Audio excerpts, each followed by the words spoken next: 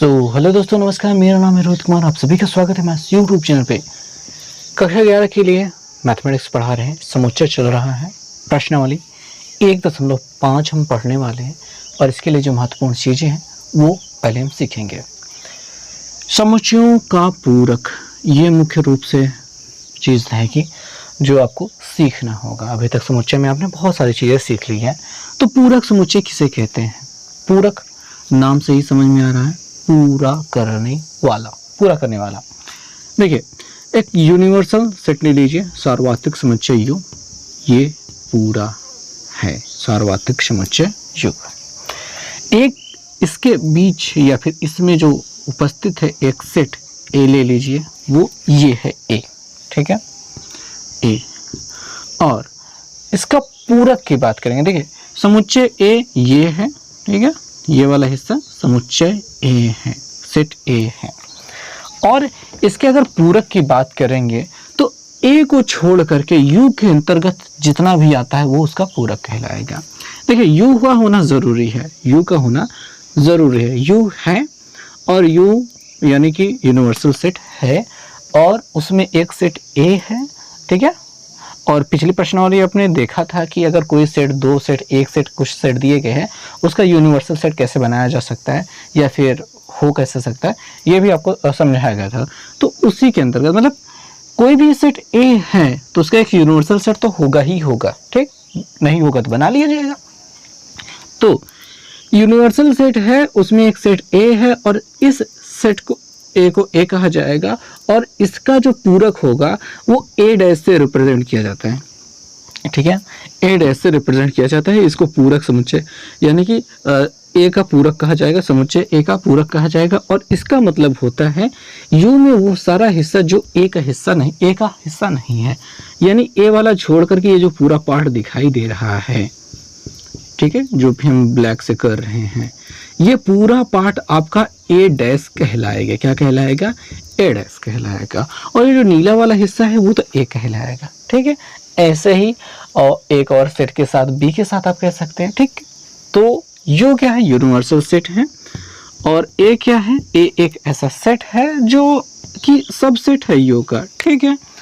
और A' के बारे में आप क्या कहेंगे? A' के लिए अगर आप कहें तो ये कह सकते हैं x that x element of U, यानी कि A' में जितने अवयव होंगे वो U के एलिमेंट होंगे, पर तथा वो एलिमेंट नहीं होंगे, ठीक है। क्या कह सकते हैं कि x एलिमेंट ऑफ एलिमेंट नहीं है, अवयव नहीं है किसका? A का। जो A का अवयव नहीं होगा पर U का अवयव होगा वही A' कहलाएगा। ये हो गई कुल मिला के पूरक की बात। पूरक का मतलब भी होता है मतलब उसको छोड़ करके पूरा, ऐसा कुछ लिया जा सकता है। जैसे दो सर्कल बना लेते हैं, ये पूरा B है, यहाँ पे A है। A को आप ये कहेंगे, A' को आप क्या कहेंगे? ये वाला पूरा पार्ट उठा लीजिए, जहाँ पे A की पहुँच नहीं है, A के बाहर वाला पूरा हिस्सा आपका हो जाएगा। हालांकि यहाँ पे B के साथ में आप इसको ज़्यादा जस्टिफाई नहीं कर सकते, U के साथ इसको जस्टिफाई कर सकते हैं कि यानी U के साथ ये अच्छे से काम कर रहा है। तो A वाले अवयव को, A वाला हिस्सा या फिर A में जितने अवयव हैं उसको छोड़ करके जो भी बचता है वो आपका A' कहलाएगा। अच्छा, यहाँ पे ज़्यादा कुछ समझ में ना आ रहा हो तो कुछ क्वेश्चन लेकर चलते हैं। आपके पास एक्सरसाइज, इसमें एक उदाहरण मिल जाता है, उस उदाहरण को पहले हल कर लेते हैं। तो उदाहरण नंबर 20 देखते हैं। यहाँ पे हमको क्या मिल जाता है? एक तो पहले U बराबर कुछ मिलता है, सेट में दिया गया है 1 2 3 4 5 6 7 8 9 10 तक की गिनतियाँ दी गई हैं। और सेट A बराबर दिया गया है कितना? 1 3 5 7 9। तो A' ज्ञात करना है, A' ज्ञात कीजिए। सिंपल सी बात है, यूनिवर्सल सेट ये है, A ये है, और अगर A' को लिखना है, A' के बारे में आपको आंसर देना है तो A' में हमको वही अवयवों को, U वाले उन अवयवों को लिखना है जो A में नहीं है। यानी कि आप यूँ कह सकते हैं कि A' को निकालना, A' जो मिलता है वो यूनिवर्सल सेट में सेट A को घटाने पे मिलता है। यूनिवर्सल सेट में सेट A को घटा दीजिए, आपको मिल जाएगा A', ठीक है। जैसे 1 1 मिल रहा है, नहीं लिखेंगे। 2 नहीं मिल रहा है, इसको लिखना है यहाँ पे। 3 मिल रहा है, छोड़ देते हैं। 4 नहीं मिल रहा है, 4 लिख देते हैं। 5 छोड़ दिया, 6 लिख दिया। 7 छोड़ दिया, 8 लिख दिया। और 9 छोड़ दिया, 10 को लिख दिया। और ये बात ख़त्म हो गई। बस इतना सा आपको करना है ए डैश के लिए। ठीक है, सिंपल है ना, समझ में आया ना, बहुत आसान है। ये पूरा यूनिवर्सल सेट है। ए उसका एक सबसेट कह सकते हैं, या फिर एक ऐसा सेट है जिसमें कुछ अवयव दिए गए हैं। और यूनिवर्सल मतलब उसका तो ठीक है सुपर सेट तो होगा ही। ठीक है, अधिसमुच्चय तो ये बनेगा ही। अब ए डैश जो निकालना है वो ए के अवयवों को छोड़ करके यू के सभी अवयवों को लिख देना है। अच्छा, ये भी समझ में आया होगा कि यू में जितने अवयव हैं उन सभी में से ए वाला हटा दीजिए। ए वाला जितना मिल रहा है उसको हटा दीजिए, बाकी जो बचेंगे वो आपका ए डैश हो जाएगा। और उदाहरण नंबर जो 21 दिया गया है, इसमें कहा गया है कि यू जो है एक सेट है जहाँ पे कह रहे हैं कि एक सह शिक्षा विद्यालय के कक्षा 11 के विद्यार्थियों का सार्वत्रिक समुच्चय है। सह शिक्षा विद्यालय का मतलब जहाँ पे लड़के और लड़कियाँ साथ में पढ़ते हैं। तो यू का मतलब होता है कक्षा 11 के लड़के, ठीक है, जो भी बॉयज़ हैं और जो गर्ल्स हैं उन सभी को जोड़ करके जो सेट बना है वो है।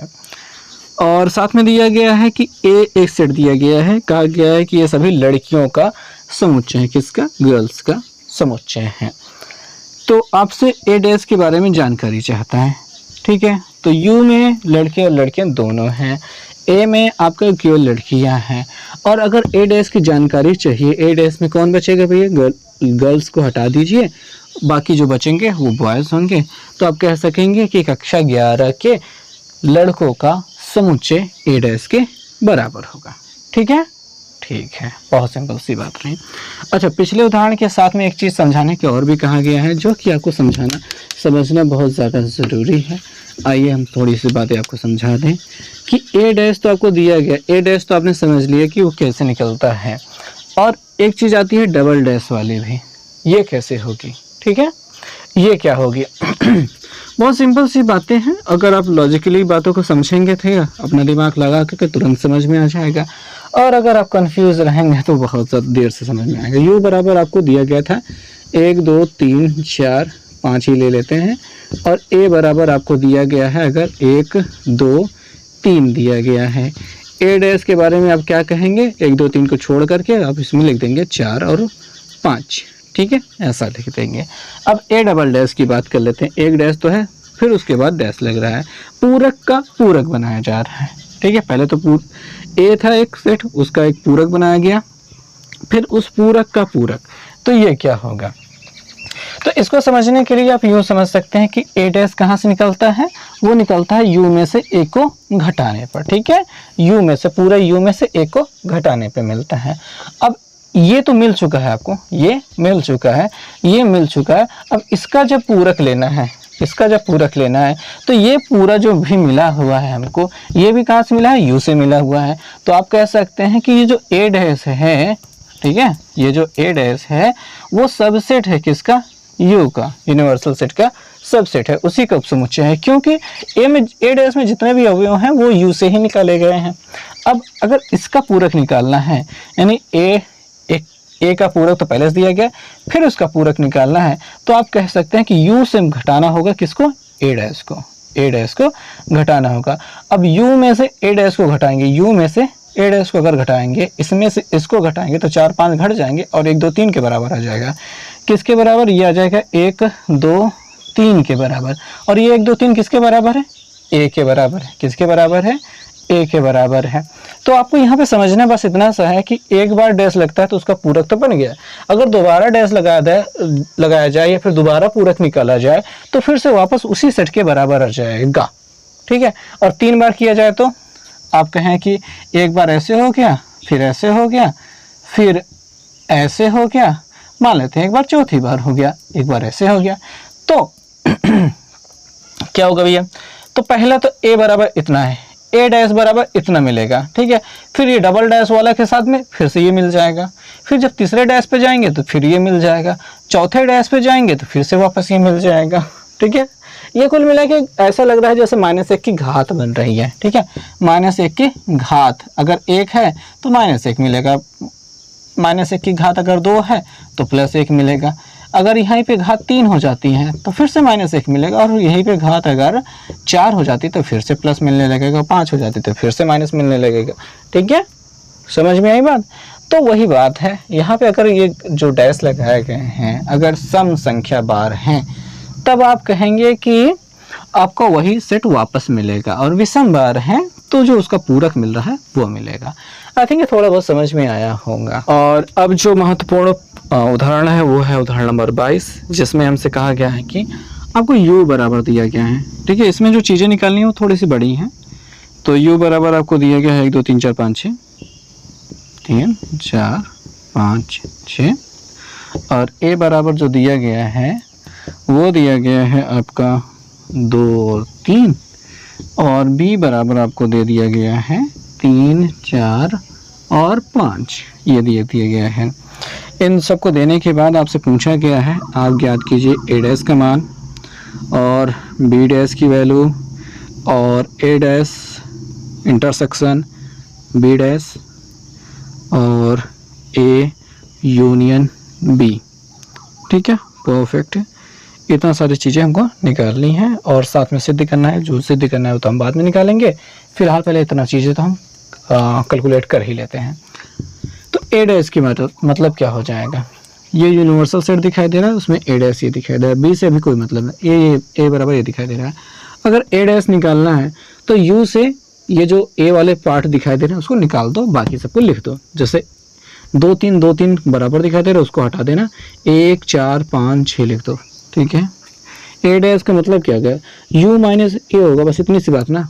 u में से a को घटा दिया तो u इसमें से इसको जब घटाओगे 1 तो नहीं घटेगा, वो तो रहेगा, 2 घट जाएगा, 3 घट जाएगा, क्या बचेगा 4 5 और 6, ये हो गया ना, परफेक्ट, बहुत बढ़िया। अब b डैश का मतलब क्या होता है, u माइनस b। अब b वाला सेट जो दिखाई दे रहा है वो 3 4 5 दिखाई दे रहा है, तो 3 4 5 को हटा दो, बाकी सबको लिख दो। तो यहाँ पे हो जाएगा 1 2 और ये क्या दिखाई दे रहा है 6, 3 4 5 जो बराबर दिखाई दे रहा था वो हटा दिया हमने, परफेक्ट। अब इसकी बारी, ठीक है, ए डैश इंटरसेक्शन बी डैश, इन दोनों का इंटरसेक्शन जब लेना है यानी कि दोनों में जो उभयनिष्ठ हो, ठीक है, सर्वनिष्ठ हो, वही हमको लेना है। तो ए डैश और बी डैश तो हमको पहले निकालना होगा तभी ये निकाल पाएंगे, तो पहले से निकाला जा चुका है।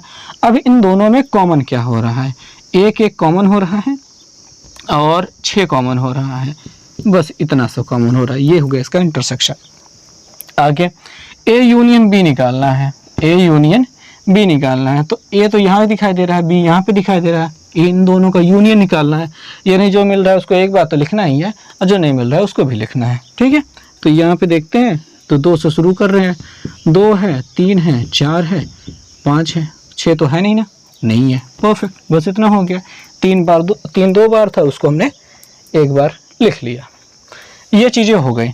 अब जो बाकी रहता है सिद्ध करने के लिए वो देखते हैं। सिद्ध करने के लिए कहा गया है कि आपको सिद्ध करना है A union B dash is equal to A dash intersection B dash, perfect. ये सारी चीज़ें हमको निकालने को कहा जा रहा है। अच्छा, इसके बारे में अगर आप ध्यान से देखोगे तो ये आप निकाल चुके हो, ठीक है, यहाँ पे निकाल चुके हो। बाकी बात रही इसकी, तो ए यूनियन बी तो आपने निकाल लिया है, बस उसका पूरक निकालना बाकी है। तो चूंकि ए यूनियन बी बराबर आपने पहले से निकाल के रखा है 2 3 4 और 5, तो अगर आप इसके पूरक की बात करेंगे तो पूरक क्या मिलेगा, तो ये जो यूनिवर्सल सेट है इसी में से इसको घटाना पड़ेगा, बस सिंपल सी बात है।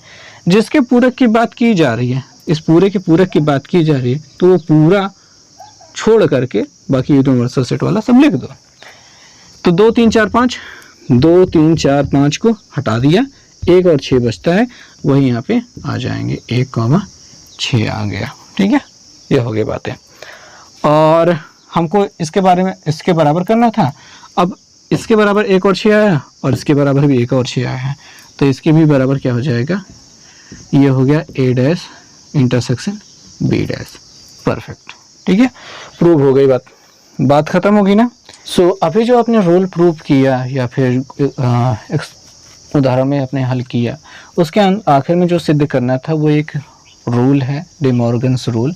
इसके तहत ठीक है, दो समुच्चयों के सर्वनिष्ठ का, ठीक है, सर्वनिष्ठ नहीं कहेंगे, इसको कहेंगे सम्मिलन का पूरक। दो समुच्चयों के सम्मिलन यानी यूनियन का पूरक उनके पूरकों के सर्वनिष्ठ या फिर उभयनिष्ठ, ठीक है, सर्वनिष्ठ यानी कि कॉमन की यानी कि इंटरसेक्शन के बराबर होता है। ये डी मॉर्गन्स रूल है, ठीक है। तथा इसमें कहा गया है दोनों समुच्चयों के सर्वनिष्ठ का पूरक, ठीक है, और दोनों समुच्चयों के सर्वनिष्ठ का पूरक, ये हो गया सर्वनिष्ठ यानी कि इंटरसेक्शन का पूरक उनके पूरकों ये दोनों के पूरक के सम्मिलन होता है, का सम्मिलन यानी कि यूनियन होता है। कुल मिला के बात ये रही, दो रूल बनते हैं। पहला रूल तो ये आपका हो गया, दूसरा रूल ये हो गया, ठीक है। इधर यूनियन लेंगे, यूनियन तो इधर इंटरसेक्शन, इधर इंटरसेक्शन तो इधर यूनियन, ये हो जाएगा कुल मिला के। अच्छा, यहाँ पे आपने जो देखा है ये पूरी चीज़ आपने इसके पहले वाले जो उदाहरण थे उसमें आपने हल करके देखी है, और इसको आप चित्र के माध्यम से भी समझ सकते हैं। एक बार को हम समझाने की कोशिश करें जैसे इसके बारे में, ठीक है। तो अब यहाँ पे देखेंगे ये पूरा रहा एक यूनिवर्सल सेट, या फिर बड़ा सा बना देते हैं, ऐसे ही देख लेते हैं इसके लिए।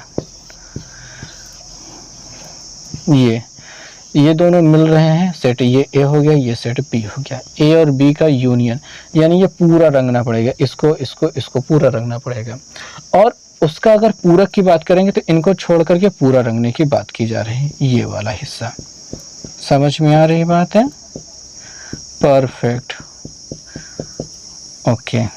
बात समझेंगे, अगर ए यूनियन बी की बात की जाएगी तो अंदर वाला रंग रहे हैं, अगर डैश लगा दिया उसके पूरक की बात कर रहे हैं तो बाहर वाला रंग दिया। अब ये चित्र में इतना समझ में आ रहा है। यही सेट यहाँ पे इसके हिसाब से लेते हैं तो यूनिवर्सल सेट बना दिया, सेट ए हो गया, सेट बी हो गया, कुछ ना कुछ तो हिस्सा तो कॉमन होता ही है।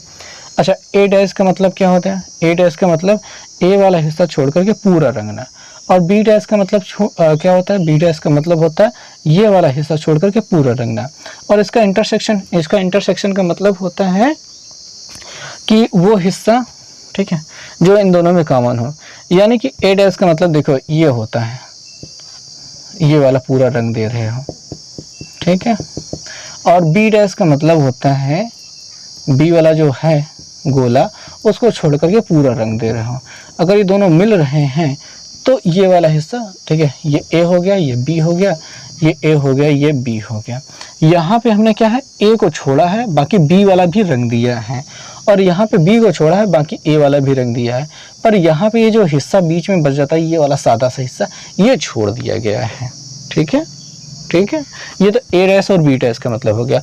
और अगर अब इसके इंटरसेक्शन की बात करेंगे, यानी कि जो दोनों में कॉमन है वो बात करेंगे, तो बाहर वाला हिस्सा ही अकेले है जो रंगा गया है, जो दोनों में कॉमन है। बीच वाले में तो कभी ये वाला हिस्सा सफ़ेद रह जाता है, कभी ये वाला हिस्सा सफ़ेद रह जाता है, और बीच वाला हिस्सा ये जो दोनों के बीच में पड़ता है वो तो हमेशा ही सफ़ेद रह जाता है, कभी भी इनमें लिया नहीं जाता, कंसिडर ही नहीं किया जाता है। तो ऐसी स्थिति में आप केवल बाहर वाला ही कॉमन प्राप्त कर पा रहे हैं, बाहर वाला ही कॉमन प्राप्त कर पा रहे हैं, जो कि हूबहू इसके बराबर है, ठीक है। ये चित्र के माध्यम से हो गया। बाकी आप क्वेश्चन के माध्यम से करेंगे तो आपको और भी चीज़ें समझ में आएंगी। खैर, इसमें अब इसको नहीं समझाने वाले, जाने देते हैं, वो आप खुद समझने के एक बार प्रयास कीजिएगा कि ये हिसाब क्या हो रहा है। तो बात को आगे बढ़ाया जाए। तो दोस्तों, पूरकों के कुछ गुणधर्म जिसके बारे में थोड़ा सा देख लेते हैं, कौन कौन से रूल हैं। पहला वाला पूरक रूल है, पूरक नियम है, जिसमें कहा गया है कि ए और ए डैश अगर इनका यूनियन लिया जाएगा तो आपके यूनिवर्सल सेट के बराबर हो जाएगा, यूनिवर्सल सेट के बराबर हो जाएगा। दूसरा नियम है कि ए और ए डैश का अगर इंटरसेक्शन लिया जाएगा, इनके कॉमन की बात की जाएगी, तो कुछ भी कॉमन नहीं होगा और वो फाई के बराबर हो जाएगा, फाई के बराबर हो जाएगा। दूसरे माध्यम से समझना चाहें तो ए का मतलब होता है यू के अंतर्गत ऐसा एक सेट जो रंगा गया है, और ए डैश का मतलब कहेंगे तो वही सेट में ये जो हिस्सा रंगा गया है उसको छोड़ करके पूरा रंग दिया गया हो। ठीक है, ये तो आपका ए हो गया, ये आपका ए डैश हो गया। अगर आपको यूनियन की बात करेंगे, ठीक है, तो जो चीज़ें मिल रही हैं, जो चीज़ें नहीं मिल रही हैं, सब लेने की बात करेंगे तो आपका ये वाला अंदर वाला हिस्सा भी रंगा जाएगा, बाहर वाला हिस्सा भी रंगा जाएगा, दोनों का यूनियन लेने के बाद। और ये पूरा का पूरा रंगा हुआ हिस्सा प्राप्त हो जाएगा जो कि u के बराबर होगा, जिसकी वजह से ये रूल आपका बना हुआ है। वही अगर इंटरसेक्शन की बात करेंगे तो इन दोनों में कुछ भी कॉमन नहीं हुआ है। यहाँ पे बाहर रंगा गया है, यहाँ पे अंदर रंगा गया है, कुछ भी इनमें कॉमन नहीं है, जिस वजह से जब यहाँ पे कुछ कॉमन नहीं है तो आपको कुछ भी नहीं मिलेगा, जिसकी वजह से यहाँ पे फाई रिप्रेजेंट किया गया है। आई होप आपको ये समझ में आया होगा। नेक्स्ट रूल जो है उस पर चलते हैं। दूसरा नियम जो है वो डिमॉर्गन्स थ्योरम है। डिमॉर्गन्स थ्योरम के बारे में आपको पहले भी बताया, क्या अभी भी बताया था कि ए और बी के यूनियन का पूरक यानी कि सम्मिलन का पूरक यानी कि यूनियन का पूरक बराबर होता है ए के पूरक और बी के पूरक के इंटरसेक्शन यानी कि सर्वनिष्ठ के। ठीक है, और जो इसका ये तो पहला रूल था, इसमें हम 2 नंबर डाल देते हैं। इसका दूसरा रूल जो है वो है ए और बी के इंटरसेक्शन का पूरक ये बराबर होता है ए के पूरक बी के पूरक के यूनियन के ये बराबर होता है। जो तीसरा रूल है वो कहलाता है द्विपूरक का मतलब एक पूरक फिर उसके ऊपर एक पूरक जो कि बराबर होगा फिर से ए के, ठीक है, वापस ए के बराबर हो जाएगा। ठीक, ये स्थितियां होती हैं। और चौथा जो रूल है वो है फाई और यू के नियम पे।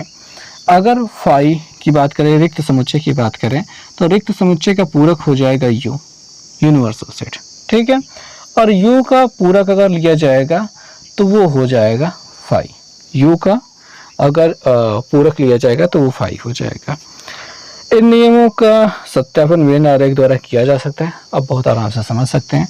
फाई के मतलब रिक्त समुच्चय यानी कि कुछ नहीं, ये पूरा यूनिवर्सल सेट बना है और इसका रिक्त समुच्चय है फाई है, तो फाई मतलब इसमें है ही नहीं। ठीक है, रिक्त समुच्चय एकदम खाली जगह। और उसका अगर डैश लेना है, पूरक लेना है, तो जब कुछ नहीं है तो उसका उल्टा ये पूरा हिस्सा उसका उल्टा हो गया। ऐसे ही यूनिवर्सल सेट की बात करेंगे तो यूनिवर्सल सेट यानी कि ये पूरा हिस्सा। और अगर इसके इसके पूरक की बात करेंगे तो इसका पूरक मतलब ये पूरा जो रंगा गया इसको छोड़ करके, तो इसको छोड़ करके कुछ भी नहीं रंगा गया है यानी कि फाई। जब पूरा ही रंग दिया गया तो उसका उल्टा क्या हो जाएगा, रिक्त समुच्चय हो जाएगा। तो अब प्रश्नावली शुरू कर दी है। प्रश्नावली में आप देख सकते हैं पहले प्रश्न के अंतर्गत आपको दिया गया है कि यूनिवर्सल सेट और एक सेट ए, दूसरा सेट बी, तीसरा सेट सी। इतना सब कुछ होने के बाद ये आपको क्वेश्चंस दिए गए हैं जिनके आंसर आपको देने हैं। पहले तो ए डैश, ए का पूरक, तो सिंपल ए डैश बराबर हो जाएगा u माइनस ए। ठीक है, u में से a को घटा करके 1 2 3 4 1 2 3 4 घटा दीजिए, 5 6 7 5 से 9 तक की गिनतियाँ लिख दीजिए, यानी कि 5 6 7 8 और 9 लिख दीजिए। ये पर्याप्त आंसर हो चुका है। बी डैश का मतलब होता है u में से b को घटा देना, u में से b को घटा देना।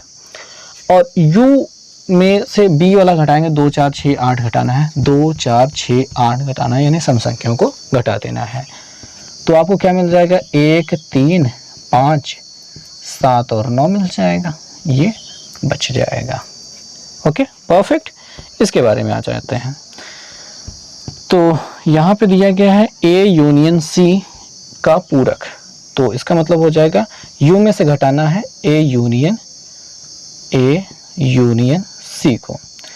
अब U को हम U ही लिखते हैं, ये पूरा लिखने की आवश्यकता तो हमको लग नहीं रही है कि हमको लिखना चाहिए, बस A यूनियन C लिखना है। A यूनियन C में देखेंगे 1 2 3 4 है और C में 3 4 5 6 है, तो 1 2 3 4 5 6 तक ये जाएगा, यानी कि इस सेट में 1 से लेकर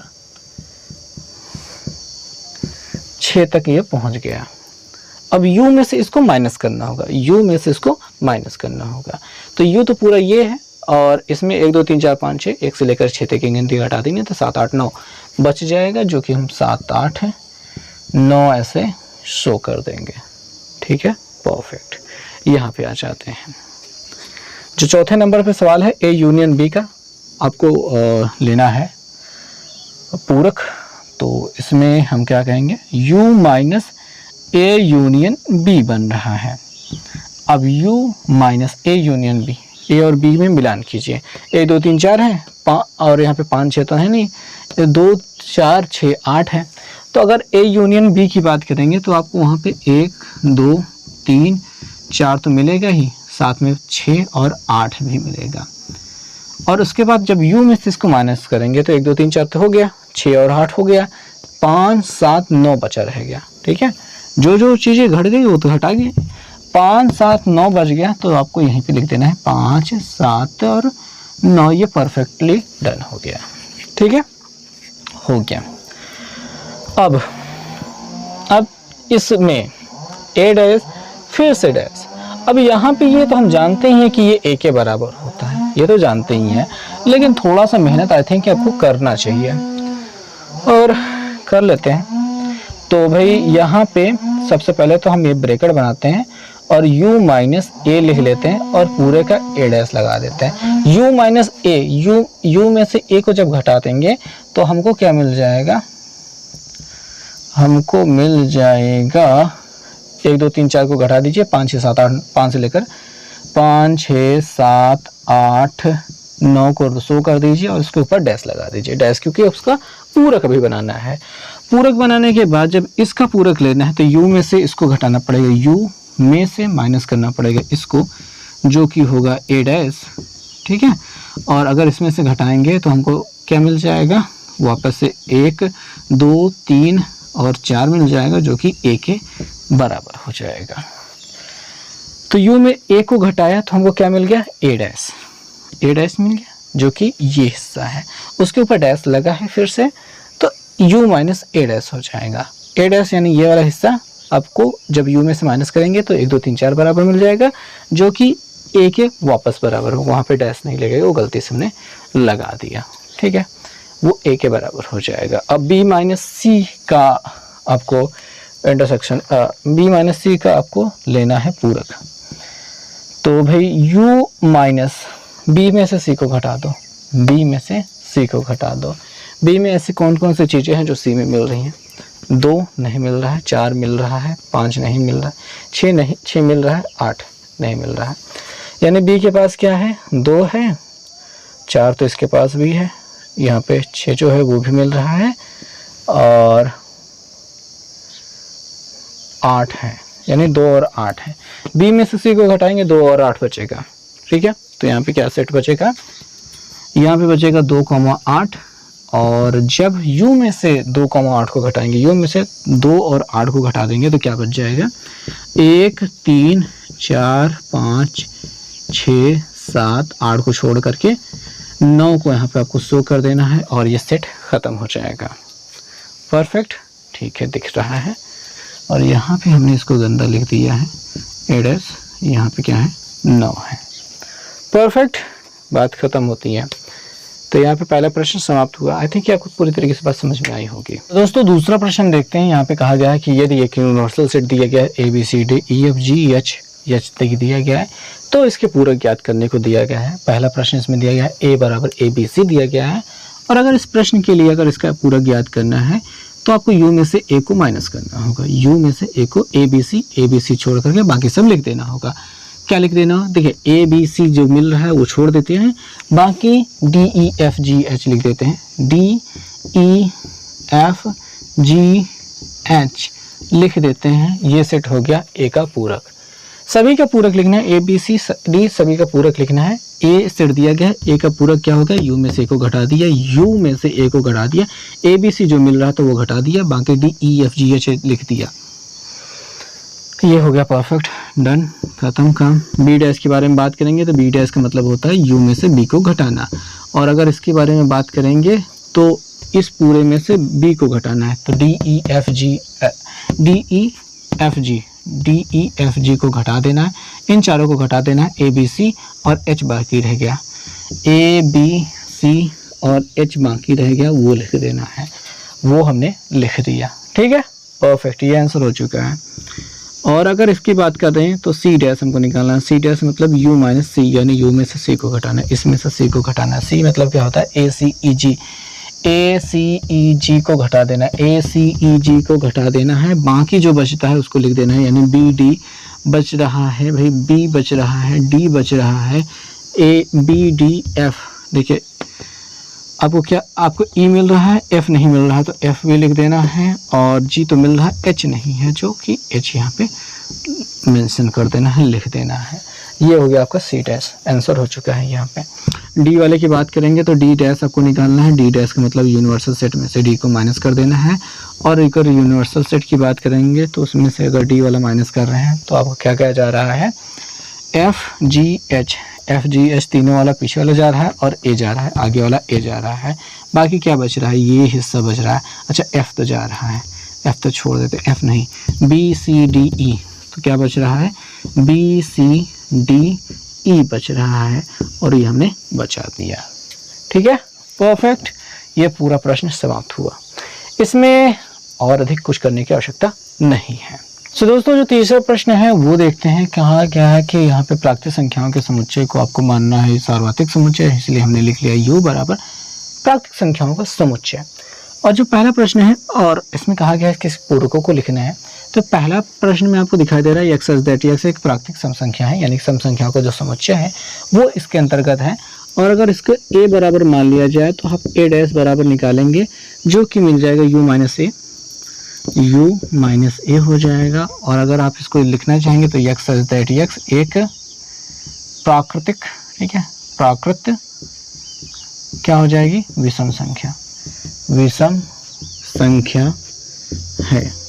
भाई क्या बात हो गई, ऐसा क्यों लिखा गया, क्योंकि प्राकृतिक संख्याओं का समुच्चय अगर है तो उसमें सम और विषम दोनों आएंगे। और अगर हम यहाँ पे सेट ए में सम संख्याओं को रख रहे हैं तो सेट ए का जो पूरक होगा वो विषम संख्याओं का समुच्चय होगा। इस वजह से इस प्रश्न का उत्तर ये बनेगा। ठीक है, और आप चाहे तो इसको शो कर सकते हैं, ये प्राकृतिक सम संख्याओं का है तो ये जो सेट बनेगा वो बन जाएगा 2 4 6 ऐसे वाले का, और यहाँ वाला जो सेट बनेगा वो 1 3 5 ये वाला बन जाएगा, इनफाइनाइट तक जा रहे होंगे। दूसरा प्रश्न हम देखते हैं कि यहाँ पे दिया गया है, आपसे कहा गया है यक्स सच दैट यक्स एक प्राकृतिक विषम संख्या है, एक प्राकृत विषम संख्या है। अब अगर विषम संख्याओं का सेट है ये, ठीक है, अगर ये विषम संख्याओं का सेट है तो इसका पूरक क्या होगा, पूरक अगर हम इसको b सेट मान लें तो b डैश बराबर हो जाएगा u माइनस बी, और आप कहेंगे कि ये जो आपका b डैश है वो क्या है, यक्स सच दैट एक्स प्राकृतिक विषम संख्या का पूरक क्या होता है, सम संख्या, क्योंकि सम का संख्या विषम हो गया, सम का विषम तो विषम का सम। ठीक है, तो यहाँ पे कहेंगे यक्स सच दैट एक्स एक विषम, तो दिया गया है तो सम लिख देंगे, सम एक प्राकृत सम संख्या है, प्राकृत सम संख्या है, ऐसा आप लिख देंगे, क्वेश्चन मार्क नहीं रहेगा, यहाँ पे ब्रैकेट बंद रहेगा। तीसरी सवाल पे हम पहुंच चुके हैं। आई थिंक अभी तक यह बात समझ में आ गई होगी। अब आगे वाला देखते हैं। आगे वाला तीसरे वाले में दिया गया है x such that x is equal x संख्या 3 का धन गुणक है, का एक धन गुणक है। यहाँ पे जो सेट बन रहा है, अगर मान लेते हैं यहाँ पे सेट संख्या C, ठीक है, सेट C है, तो यहाँ पे अगर इसका 3 का धन गुणक है, यानी C बराबर आपको क्या मिल जाएगा, 3 6 9 डॉट डॉट डॉट आगे वाली गिनतियाँ पूरे ऐसे मिलती जाएंगी, यानी 3 का पहाड़ा मिलता जाएगा। और अगर हम C इनवर्स निकालना चाहेंगे तो u माइनस सी करना पड़ेगा। u माइनस सी का मतलब होता है 1 2 को रखना, 3 को छोड़ करके, 4 5 को रखना, 6 को छोड़ करके 7 8 को रखना, 9 को छोड़ करके 10 11 को रखना, और ऐसी बात को बढ़ाते चले जाना, ऐसी बात को बढ़ाते चले जाना। बस ये हो गया बात खत्म। कहते हैं कि इसमें इससे ज़्यादा तो कुछ आपको लिखने की आवश्यकता नहीं होगी। चौथा वाला प्रश्न कहा गया है यक्स सच दैट यक्स एक अभाज्य संख्या है। ये जो हम चौथे पे आ गए हैं तो हम डी नंबर मान लेते हैं। डी जो सेट दिया गया वहाँ पे अभाज्य संख्याओं का सेट दिया गया है। जो अभाज्य दिया गया है तो उसके अलावा एक भाज्य हो जाएगा। भाज्य और अभाज्य दो भागों में बटे होते हैं, लेकिन ये प्राकृतिक संख्याओं का समुच्चय है। तो यहाँ पे अगर हम इसके डी डैश के बारे में बात करेंगे तो ये u माइनस डी बनेगा, और यहाँ पे हम इसमें पूरी चीज़ें गिनती तो नहीं लिखेंगे, हम यहाँ पे ऐसे लिख सकते हैं यक्स सच दैट यक्स, ठीक है, एक भाज्य संख्या है। क्या है? भाज्य संख्या है। ठीक है, बात समझेंगे। यक्स सच दैट यक्स एक अभाज्य संख्या है, यानी डी वाला जो सेट है जिसमें अभाज्य संख्याओं को सभी को रख दिया गया है। अगर डी का इनवर्स निकालना है यानी डी डैश निकालना है तो यू में से डी को घटाना पड़ेगा, और जब आप घटाएंगे तो आपको क्या प्राप्त होगा? यक्स सच दैट यक्स एक भाज्य संख्या। यहाँ पे भाज्य दिया गया है तो एक जो होगा उसका उल्टा वो हो जाएगा भाज्य संख्या। क्या हो जाएगा? भाज्य संख्या। लेकिन बात ये आती है कि यहाँ पे प्राकृतिक संख्याओं का समुच्चय दिया गया है, वहाँ पे आपको पहली गिनती मिल जाती है एक ना तो भाज्य होती है ना अभाज्य होती है। तो अगर हम यहाँ पे अभाज्य संख्याओं का समुच्चय ले रहे हैं तो इसमें भाज्य को ले रहे हैं तो साथ में एक को भी लेना पड़ेगा, क्योंकि वो भी हिस्सा है यक्स बराबर एक तथा यक्स बराबर एक। ये केवल एक कंडीशन में काम करेगा। ठीक है, और यहाँ पे थोड़ी सी गलती हो सकती है, यक्स बराबर एक को लिखना या लिख देते हैं यक्स बराबर एक, तथा नहीं लिखा जाएगा, या यक्स एक के बराबर है। यानी या तो यक्स जो है यहाँ पे इसके जो अवयव है वो भाज्य संख्या तो साथ है ही, साथ में वो एक भी है, या तो वो एक है या तो भाज्य संख्या है। क्योंकि एक ना तो भाज्य होता है ना अभाज्य होता है, तो किसी भी भाज्य या अभाज्य दोनों के ही समुच्चय में वो नहीं आएगा। उसको अगर रखना है तो अलग से लिखना पड़ेगा। अब आप कहेंगे कि यहाँ पे लिखना क्यों ज़रूरी है? क्योंकि डी का इनवर्स मांगा है, डी का इनवर्स यानी कि पूरक मांगा है। तो जो भी अभाज्य होते हैं वो तो इसमें रखे गए, उसके अलावा एक भी आता है यू में। तो यू में से अगर डी को घटाना तो घटा तो दो, लेकिन यू वाले सारी चीज़ों को लिखो। तो सारी चीज़ों में अब भाज्य तो आ गए, लेकिन एक जो होता है उनमें भाज्य होता है ना अभाज्य होता है, तो उसको भी यहाँ पे लिखना पड़ेगा। तो इतना लिखने के बाद आ जाते हैं पांचवें प्रश्न में। पांचवें प्रश्न देखते हैं क्या कहा गया है। पांचवें में कहा गया है कि यक्स सच दैट यक्स 3 और 5 से विभाजित होने वाली संख्या, एक संख्या विभाजित होने वाली संख्या है। तो भाई बात ये आती है कि यहाँ पे एक्स सच दैट एक्स कहा जा रहा है 3 और 5 से विभाजित होने वाली संख्या जो दोनों से कट जाए। ठीक है, हम कह देते हैं ये ई है सेट। अगर ई डैश निकालना है तो हम क्या कहेंगे? हम कहेंगे एक्स सच दैट एक्स 3 और 5 से विभाजित ना होने वाली संख्या, ना होने वाली संख्या है। बहुत सरल सी बात है, बहुत ही ज़्यादा सरल सी बात है। 3 और 5 से विभाजित होने वाले एक संख्या का मतलब 15 का पहाड़ा, 3 × 15 होता है 15 का पहाड़ा, और इनसे न विभाजित होने वाली जो भी संख्याएं होंगी वो आ जाएंगी इसके पूरक में। पूरक यहाँ पे लिखना भूल गए। ठीक है, हालांकि ये लग तो रहा है आसान, तो हो सकता है कि आसान ही हो। छठा प्रश्न देखते हैं। छठे प्रश्न में कहा गया है कि यक्स सच दैट यक्स एक पूर्ण वर्ग संख्या है, कि यक्स सच दैट यक्स एक पूर्ण वर्ग संख्या है। और आई थिंक यहाँ पे हमको ज़्यादा कुछ झेलने की ज़रूरत नहीं है। यक्स सच दैट बराबर यहाँ पे आप कह सकते हैं यक्स सच दैट यक्स एक पूर्ण वर्ग संख्या नहीं है। बहुत बेहतरीन काम, बहुत बेहतरीन काम। ठीक है, और आई थिंक इससे ज़्यादा कुछ और लिखने की आवश्यकता बिल्कुल नहीं है। एक पूर्ण वर्ग संख्या है तो दूसरा लिख दो पूर्ण वर्ग संख्या नहीं है। तो सातवां प्रश्न जो हम देख रहे हैं, यहाँ पे कहा गया है कि x सच दैट x एक पूर्ण घन संख्या है। अब अगर इसका पूरक की बात करेंगे, अगर हम यहाँ पे जी सेट मान लें, जी डैश की बात करेंगे तो क्या मिलेगा हमको, जो पूर्ण घन संख्या नहीं है। तो इसके लिए हम क्या कहेंगे, x सच दैट x एक क्या है, पूर्ण घन संख्या नहीं है। बहुत सिंपल सी बात है, बहुत ही ज़्यादा सिंपल सी बात है। ठीक है, बेहतरीन काम हो चुका है। सातवें के बाद आठवां वाला प्रश्न देखेंगे। आठवें प्रश्न में हमको क्या दिया गया है, अगर हम आठवां प्रश्न देखें तो हमारे पास एक सेट दिया गया है जिसमें दिया गया है x such that x plus 5 is equal to 8।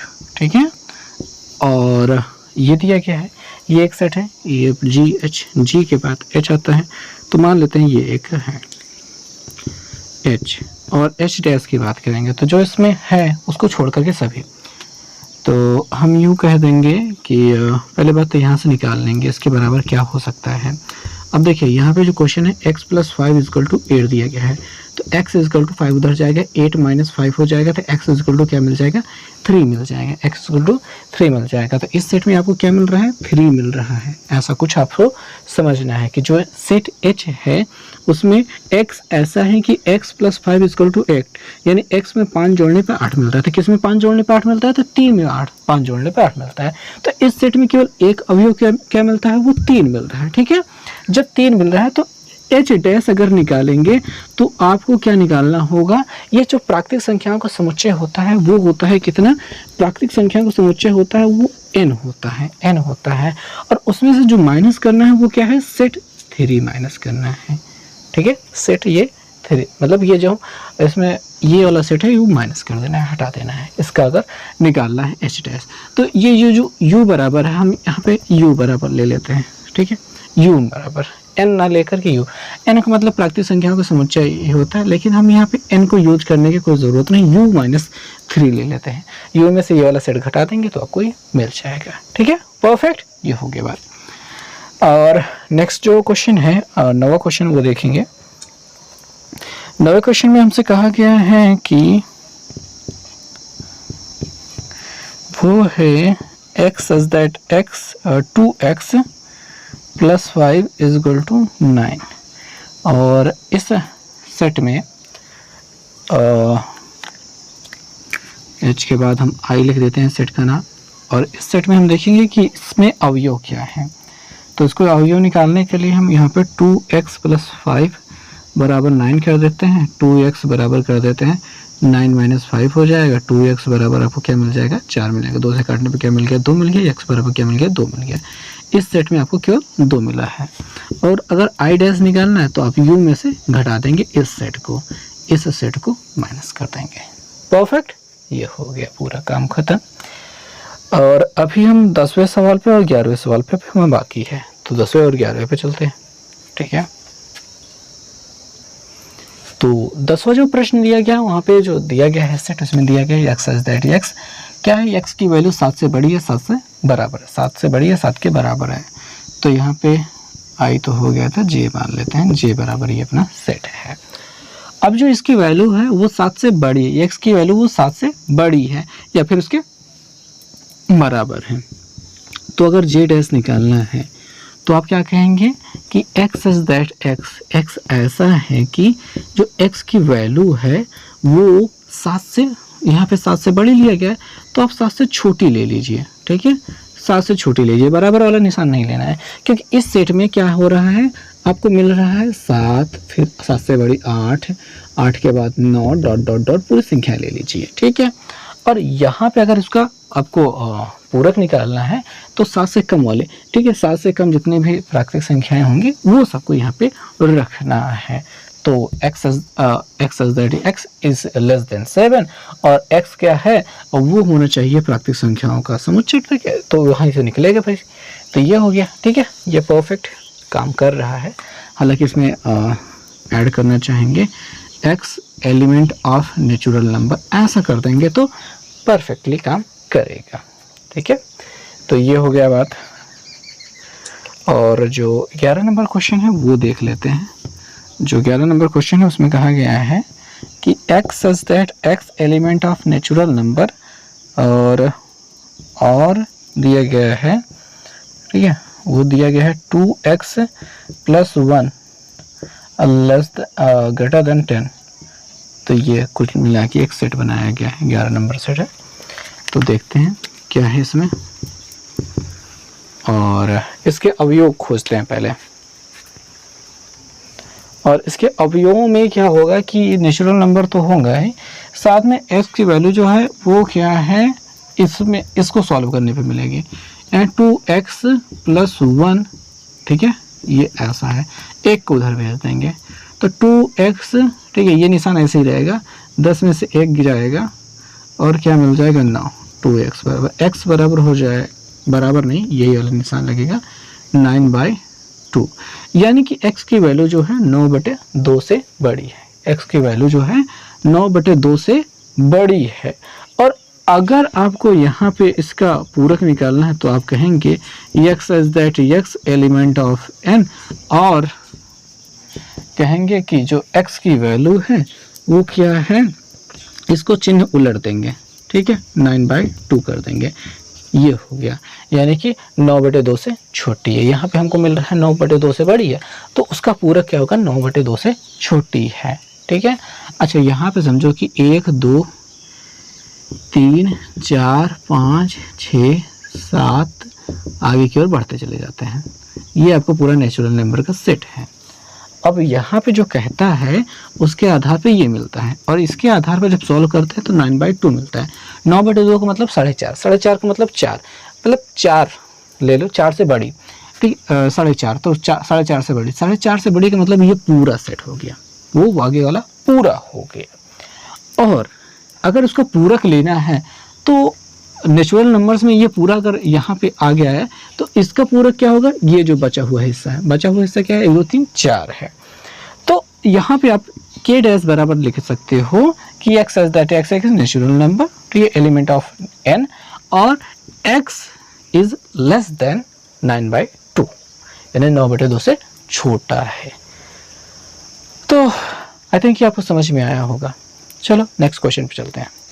प्रश्न संख्या 4 देखेंगे, जहाँ पे आपको दिया गया है कि अगर u बराबर ऐसा हो, a बराबर ये दिखाई दे रहा है, b बराबर ये दिखाई दे रहा है, सेट दिए गए हैं, तो आपको सत्यापित करने के बाद कहा जा रहा है।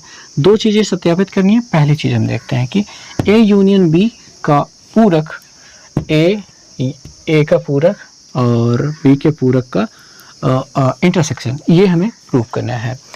तो चीज़ें हम देखेंगे, यहाँ से शुरुआत करेंगे।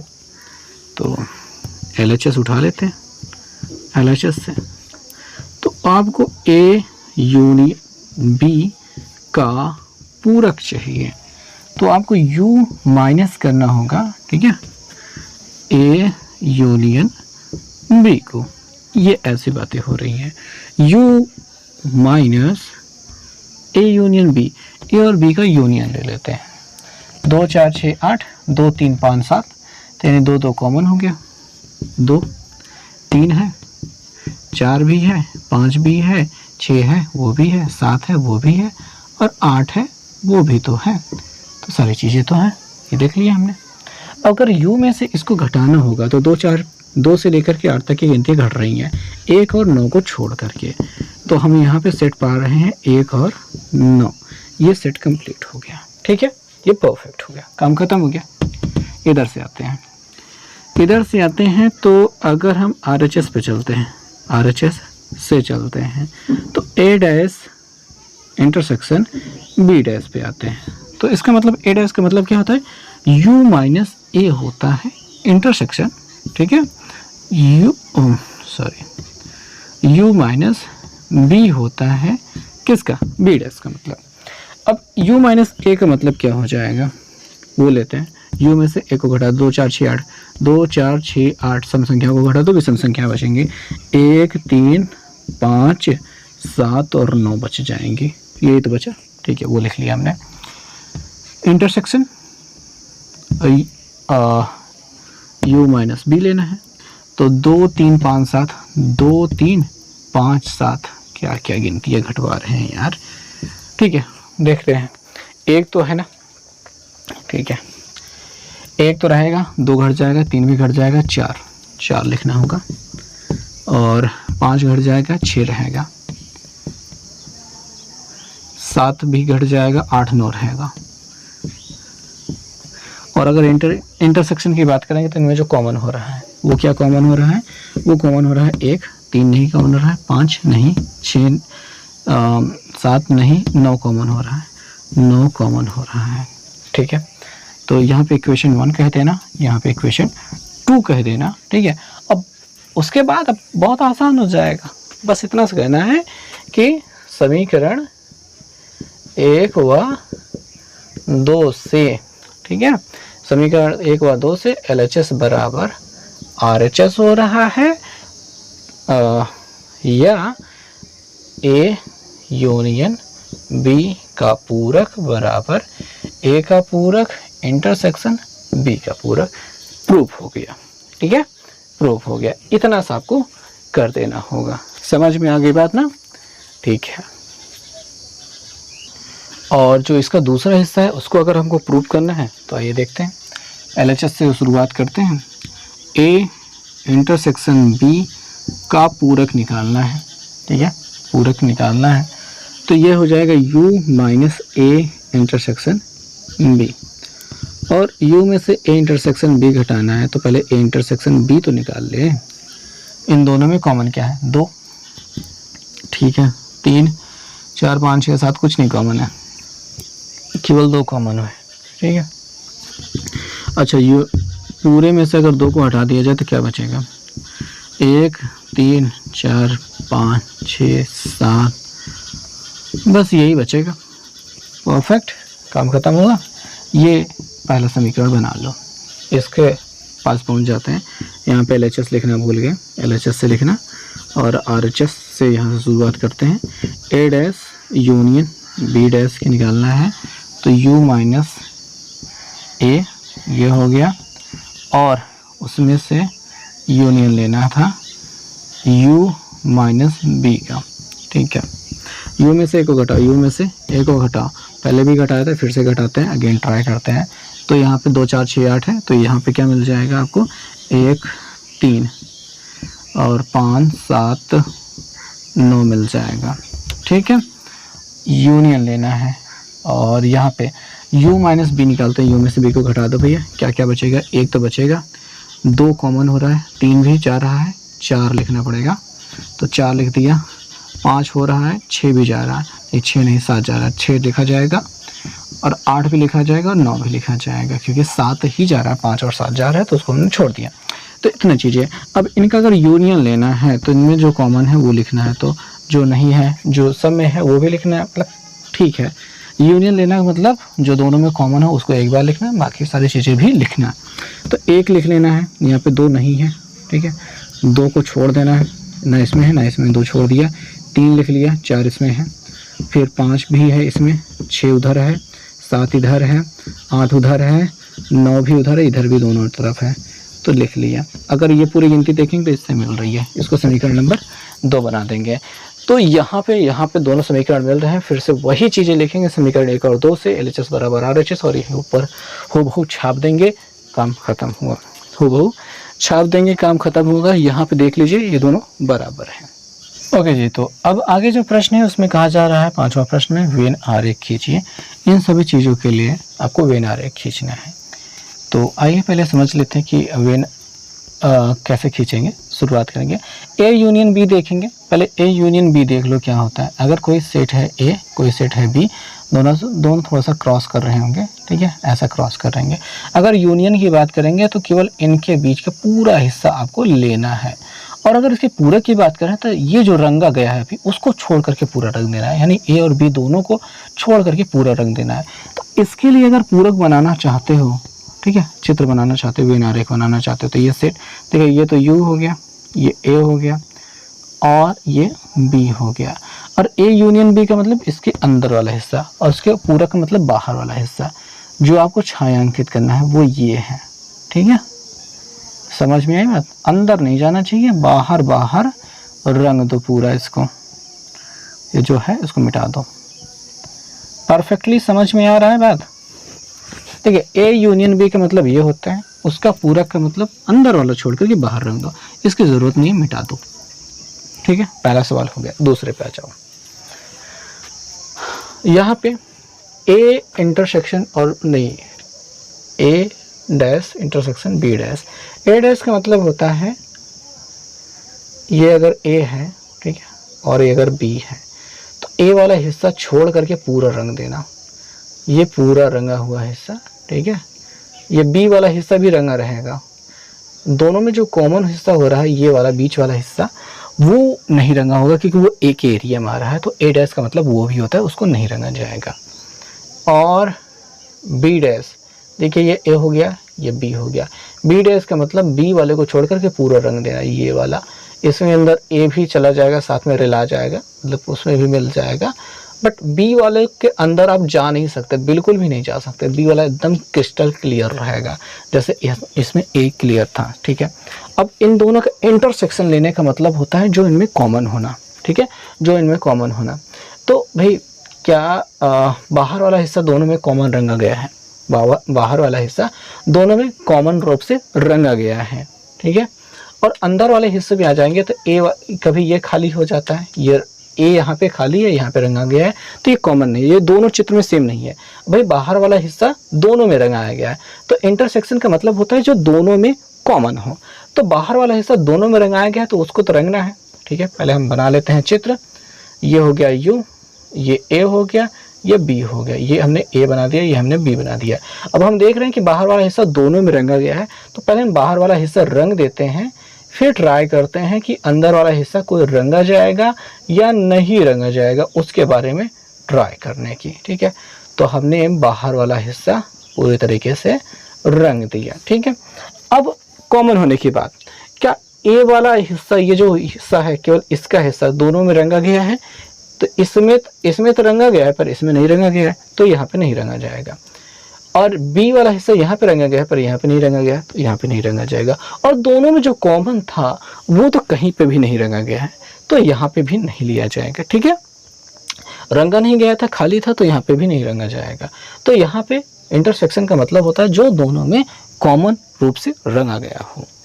ओके, वो हो जाने के बाद इधर आ जाते हैं ए इंटरसेक्शन बी का इनवर्स, ठीक है। इनवर्स कहा जाता है, इनवर्स मतलब उल्टा, यानी कि पूरक आ जाएगा। अब ए इंटरसेक्शन बी देख लेते हैं, वो क्या होता है। देखिए ये सेट ए है, ये सेट बी है, इन दोनों का अगर इंटरसेक्शन लेना है तो जो दोनों में कॉमन है, ए वाला एरिया इतना है, बी वाला एरिया इतना है, दोनों में ये वाला हिस्सा रंगा गया है, ये कहलाता है A intersection B. A intersection B ये कहलाता है। और अगर इसके इन्वर्स की बात करेंगे, ठीक है, पूरक की बात करेंगे, डैश लगाने वाले बात करेंगे, तो जो हिस्सा रंगा गया है उसको छोड़ करके पूरा रंग दीजिए। यानी कि कुछ इस प्रकार से पूरक समुच्चय बन गया यू, ये सेट ए बन गया, ये सेट बी बन गया, ये ए हो गया, ये बी हो गया। इन दोनों में जो कॉमन था A inverse A intersection B, वो बीच वाला हिस्सा था। इसके अलावा पूरा जो होगा, यानी कि ये, ठीक है, यहाँ पे नहीं रंग रहे हैं, बाकी पूरा रंग दिया जा रहा है। समझ में आ रही बात? ये पूरा हिस्सा क्या कहलाएगा आपके, इसके बराबर हो गया, तो ये हटा देते हैं। ओके, तो ये वाला हिस्सा नहीं रंगा गया, बाकी पूरा रंग दिया गया। Okay, perfect. यहाँ पे आ जाते हैं। अब ए डैश का मतलब ये होता है जो सफ़ेद वाला हिस्सा छोड़ करके पूरा रंग दिया गया, और बी डैश का मतलब वो होता है। अब इन दोनों का यूनियन लेना है, ठीक है, इन दोनों का यूनियन अगर लेना है तो वो देखते हैं। पहले तो हम चित्र बना लेते हैं। ये ए हो गया, ये बी हो गया, ये यू हो गया, ये ए हो गया, यहाँ पे ये बी हो गया। अब यूनियन का मतलब होता है जो दोनों में मिल रहा हो या फिर नहीं मिल रहा हो, सबको लेना है। क्या बाहर वाला रंगा पूरा दोनों में रंगा गया है? हाँ, रंगा गया है। तो हमने दोनों वाला पहले हमने लिख लिया, ये रंग दिया। ये देखेंगे,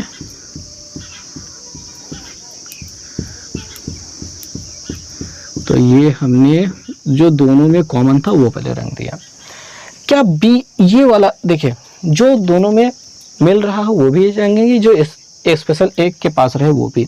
अगर हम ए वाला हिस्सा यहाँ पे रंग देते हैं, क्या ये आ रहा है फ्रेम में? आ तो रहा है। तो यहाँ पे जो बी वाला पार्ट, ये वाला जो छोटा वाला हिस्सा है वो रंगा गया होता है, तो इसको भी यहाँ पे रंग दिया जाएगा। ये वाला जो बी वाला हिस्सा होता है वो तो रंगा गया होता है, दोनों में एक बार भी मिल जाए वो रंग दिया जाएगा, तो ये हमने रंग दिया।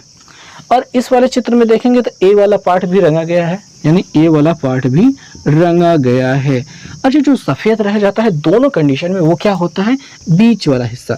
तो बीच वाला हिस्सा हमने यहाँ पर सफ़ेद छोड़ दिया, बाकी पूरा रंग दिया। और इसको एक बार के ही पटरी से पेंसिल रख के से खींचते चले जाना है, ठीक है, और ये बारी बारी से अलग अलग जैसा ना लगे। अब यहाँ पे ध्यान देंगे तो ये इसके बराबर है, तो पहला वाला दूसरे वाले के बराबर है, तीसरा वाला चौथे वाले के बराबर है, यानी ये हूबहू इसके बराबर है, ठीक है। चित्र से यही समझ में आता है। तो दोस्तों छठा प्रश्न देखते हैं। यहाँ पर छठा प्रश्न थोड़ा सा मुश्किल है। कहा गया है कि यदि किसी समतल में स्थित सभी त्रिभुजों का समुच्चय सार्वत्रिक समुच्चय U है, जो U दिया गया है वो सभी त्रिभुजों का समुच्चय होगा। जितने भी त्रिभुज होते हैं समतल में स्थित वो सभी त्रिभुजों का समुच्चय है। और A उन त्रिभुजों का समुच्चय है जिनमें कम से कम एक कोण 60 अंश से भिन्न है। 60 अंश से अलग किसी में अगर कोई कोण होता है तो वो इसके अंतर्गत आ जाएगा। मतलब ऐसे कोई त्रिभुज लीजिए और उसमें अगर सभी कोण 60 अंश के हैं तो वो तो इसमें नहीं आएंगे, लेकिन अगर 60 अंश से अलग किसी के पास कोई भी कोण हो जाता है, जैसे यहाँ पे भी 60 हो, यहाँ पे 60 हो, यहाँ पे 30, यहाँ पे कुछ 90 आ जाए, कुछ भी हो जाए तो इसके अंतर्गत आएगा, ठीक है। बाकी अगर 60 अंश वाला तीनों कोण 60 अंश के हैं तो इसके अंतर्गत नहीं आएगा। यहाँ पे कहने का मतलब यही हो रहा है कि एक कोण, ठीक है, जिसमें कम से कम एक कोण 60 अंश से भिन्न हो, ठीक है।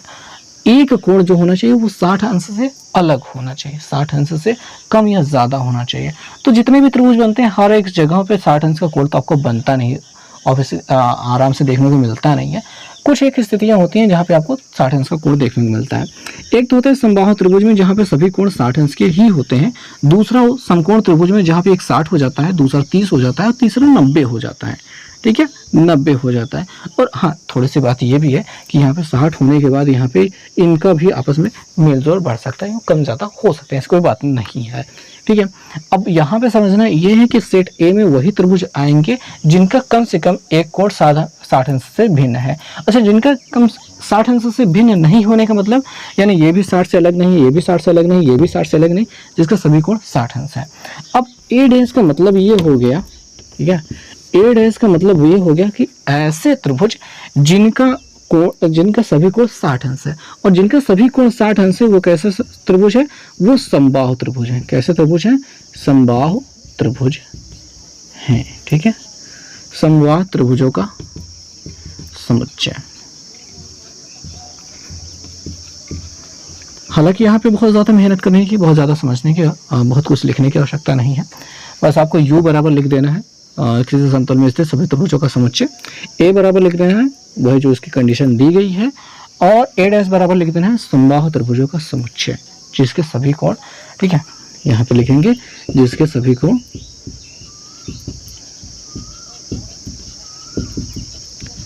60 अंश के हैं,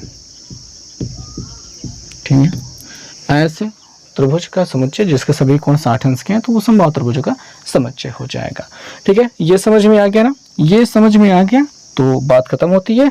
7वें प्रश्न पे चलते हैं। तो दोस्तों 7वां प्रश्न देखते हैं, जिसमें कहा गया है निम्नलिखित कथनों में से सत्य को सत्य बनाने के लिए रिक्त स्थान को भरिए, यानी कि यहाँ पे ऐसा क्या भर दिया जाए कि ये कथन सही हो जाए। अब यहाँ पे पहले देखते हैं, कहा गया है ए और ए डैश का यूनियन, ठीक है। अगर कोई सेट है, देखो भैया, एक मतलब हो गया अंदर वाला हिस्सा, ए डैश का मतलब बाहर वाला हिस्सा। अगर यूनियन लेना है, दोनों को मिलाकर लेना है तो आपका पूरे के बराबर हो जाएगा। और पूरा क्या होता है, U होता है। पूरा क्या होता है, U होता है। ये ए हो गया, ये बाहर वाला ए डैश होगा, दोनों को मिला के लिया जाएगा तो U हो जाएगा। समझ में आई बात, परफेक्ट। फाइव डैश का मतलब, फाइव का मतलब रिक्त समुच्चय, फाइव डैश का मतलब U हो जाता है, समझे कि नहीं। फाइव डैश का मतलब ये पूरा हो जाता है, और ए इसके अंतर्गत हो जाएगा, ए इसके अंतर्गत हो जाएगा। अब देखो, फाइव डैश का मतलब ये पूरा U, और ए का मतलब ए, ठीक है। इन दोनों में कॉमन क्या होगा, लो भैया, U का मतलब, फाइव डैश का मतलब U का मतलब ये पूरा रंगा हुआ, और ए का मतलब होता है, देखो एक पूरा यू है उसमें अंतर्गत ए है और ये लगा हुआ, इन दोनों का इंटरसेक्शन, इंटरसेक्शन मतलब जो इन दोनों में मिल रहा है केवल उतना है, इन दोनों में केवल क्या मिल रहा होगा, ये जो पूरा ए दिखाई दे रहा है यही अकेले मिल रहा है, उसके अलावा नहीं। ठीक है, तो इसके अलावा नहीं मिल रहा है तो हम यहाँ पे लिखेंगे कितना, ए लिखेंगे। ओके, तो यहाँ पे ए और ए डैश का इंटरसेक्शन, ए मतलब ये केवल ये वाला हिस्सा, ए डैश का मतलब अंदर वाला छोड़ करके पूरा बाहर वाला हिस्सा, अंदर वाला छोड़ करके पूरा बाहर वाला हिस्सा, इन दोनों का इंटरसेक्शन मतलब जो कॉमन हो, इन दोनों में जो कॉमन हो। अब ये बाहर वाला हिस्सा, ये अंदर वाला हिस्सा, अंदर और बाहर दोनों बीच में कुछ भी कॉमन नहीं है। जब कुछ भी कॉमन नहीं है तो कुछ आएगा नहीं, कुछ मिलेगा नहीं तो कोई सेट बनेगा नहीं, नहीं बनेगा तो 5 बचेगा। क्या बचेगा, 5 बचेगा, समझ में, 5 बचेगा। You dash, you dash, you का मतलब पूरा सेट, ठीक है, पूरा सेट पकड़ो, और यू डैश का मतलब कुछ नहीं, ये मतलब इसको छोड़ दो, पूरा हटा दो, क्या बचेगा, 5 अकेले बचेगा।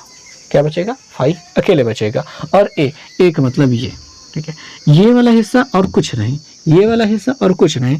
अगर इसका इंटरसेक्शन लिया जाएगा, अगर इनका इंटरसेक्शन लिया जाएगा तो इसमें कुछ भी कॉमन नहीं मिलेगा। ये तो रिक्त समुच्चय पहले से खाली हब्बा, ये में कुछ हब्बा ही नहीं है, इसमें ए है, तो इन दोनों में जब कॉमन लेने लगे तो कुछ मिलेगा नहीं। अगर चित्र से नहीं समझ में आया तो मान लो सेट ए में क्या है, 1 2 3 है, ठीक है, 1 2 3 है, और यहाँ पे जो 5 समुच्चय है इसमें कुछ है ये नहीं है, इसमें कुछ है ये नहीं है, इन दोनों में कॉमन क्या लोगे, कुछ नहीं है।